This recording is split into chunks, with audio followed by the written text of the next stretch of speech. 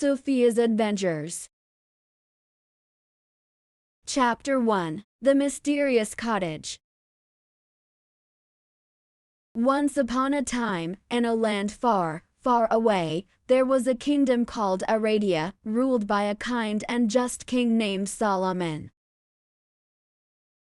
Solomon had a daughter, a princess named Sophia, who was the light of his life. Sophia was a clever and curious girl, and she loved nothing more than to explore the kingdom and learn about its people and history. One day, while out on a walk, Sophia came across an old, dilapidated cottage in the woods. Despite her better judgment, she couldn't resist the urge to investigate, and so she approached the cottage and knocked on the door. To her surprise, the door creaked open to reveal a group of 7 dwarves, who were busy working away inside. The dwarves were a friendly bunch, and they welcomed Sophia into their home with open arms.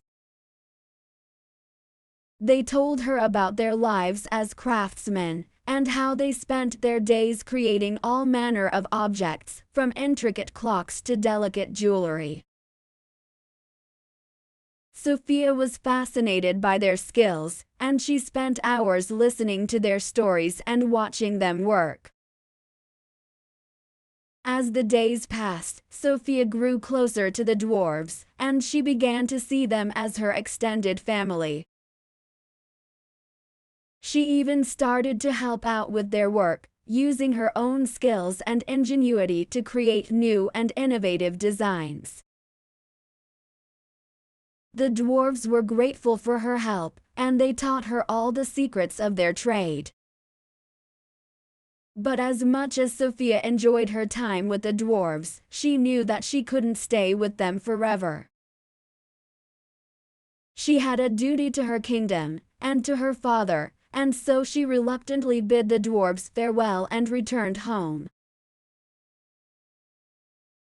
Upon her return, Sophia was greeted with open arms by her father, who was overjoyed to see her safe and sound. She told him all about her adventures in the woods, and how she had made friends with the dwarves. Solomon was proud of his daughter's bravery and curiosity, and he knew that she would go on to do great things.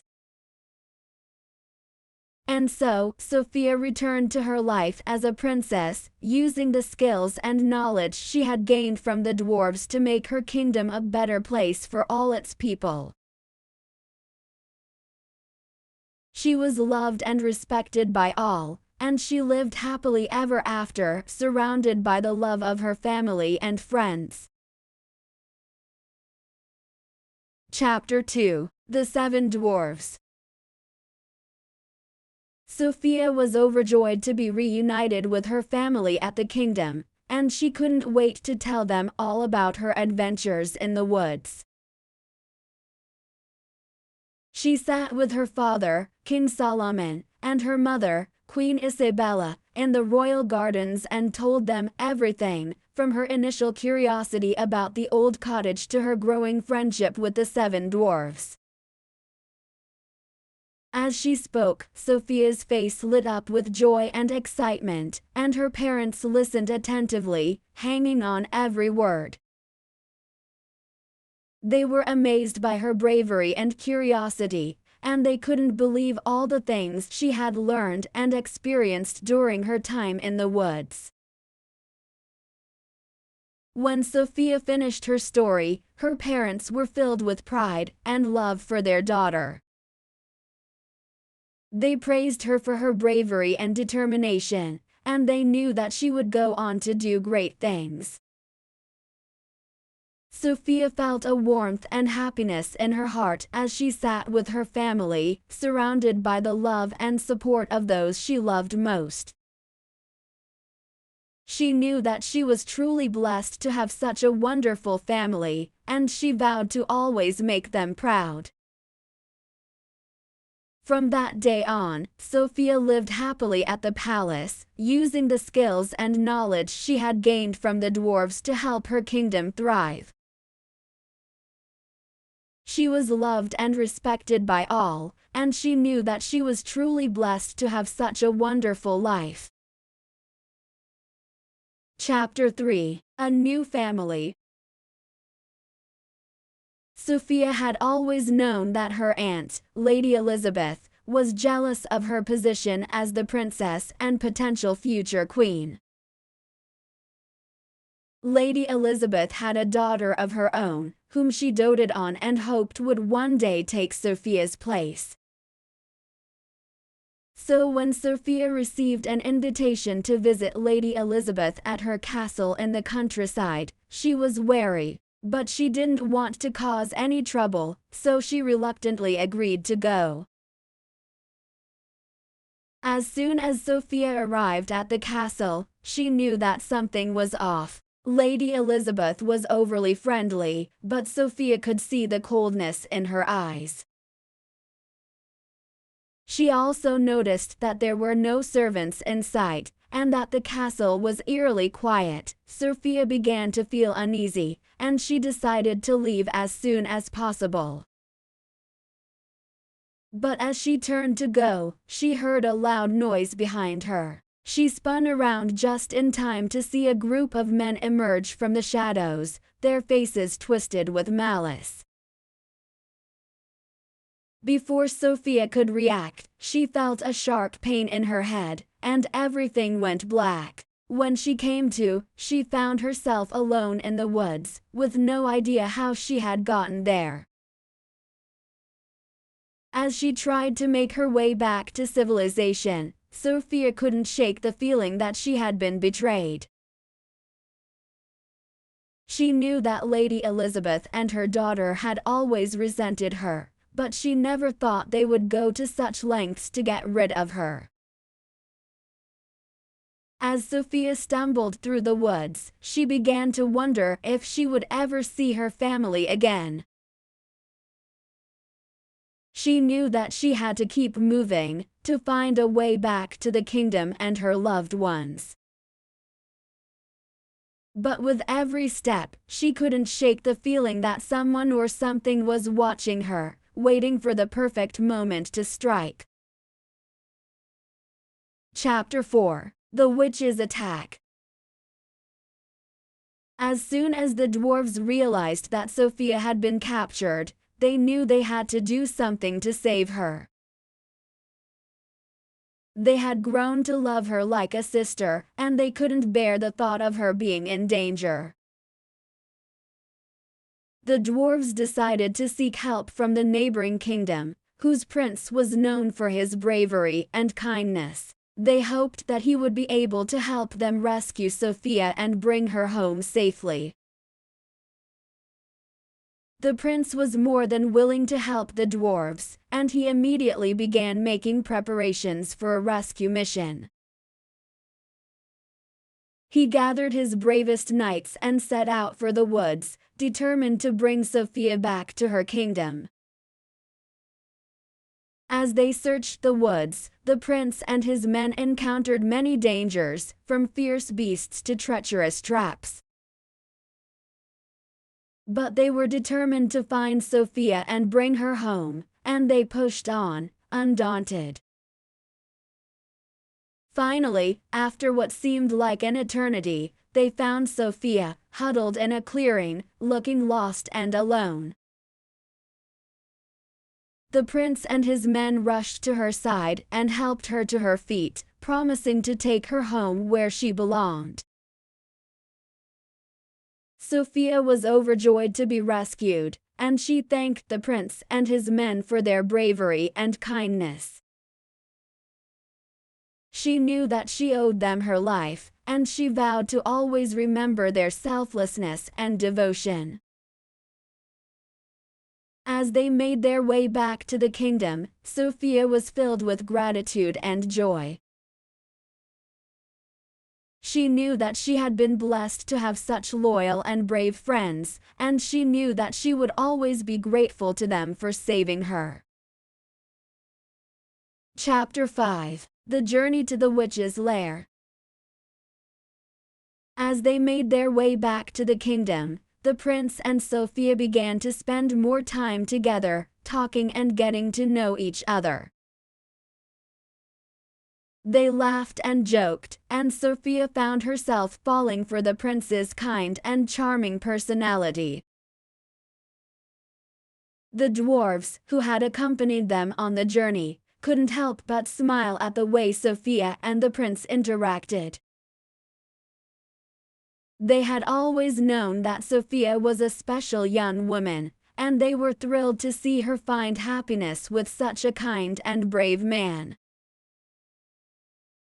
As they approached the kingdom, Sophia and the prince grew closer, and they knew that they were meant to be together. They decided to marry, and the kingdom rejoiced at the news of their union. Sophia's father, King Solomon, was overjoyed to see his daughter so happy, and he knew that the prince was the perfect man for her.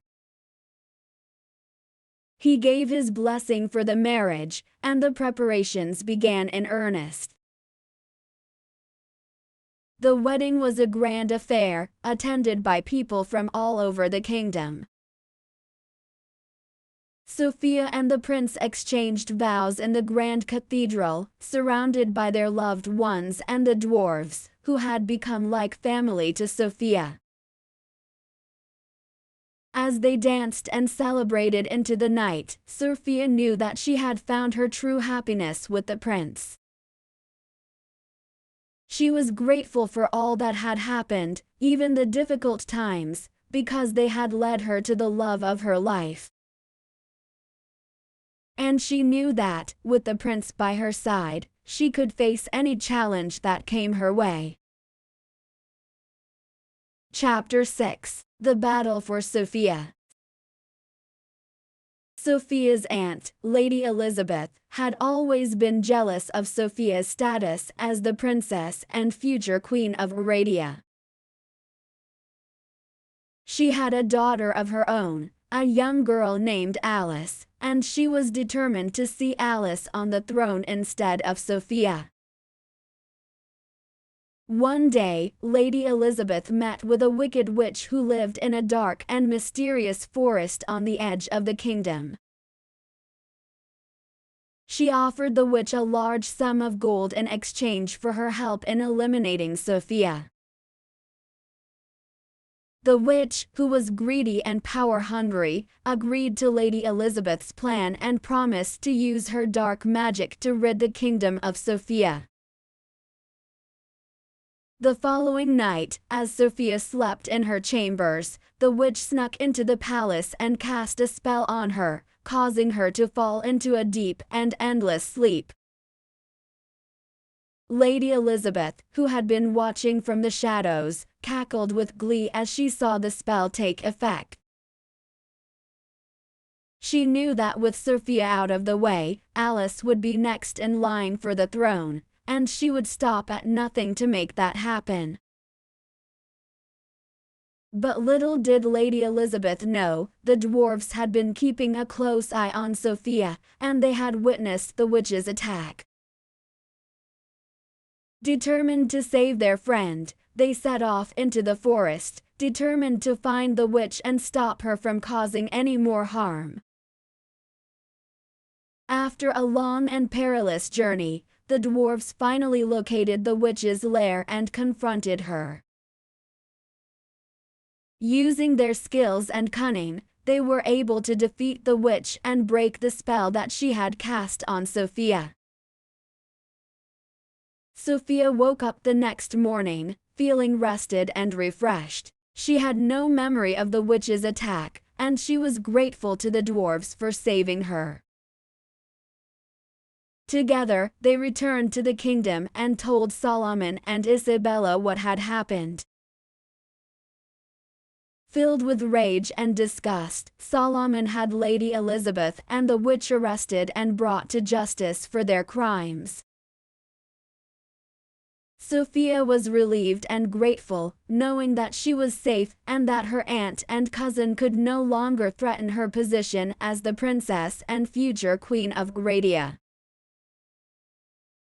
And so, Sophia lived happily ever after, ruling alongside her loving and supportive family, with the dwarves by her side as her loyal friends and advisors. Chapter 7. The Healing of Old Wounds. One day, Sophia received a visit from her aunt Lady Elizabeth, who was in tears. She told Sophia that her daughter Alice was gravely ill and that she had nowhere else to turn. Sophia, who had always had a soft spot for her cousin, immediately offered to help.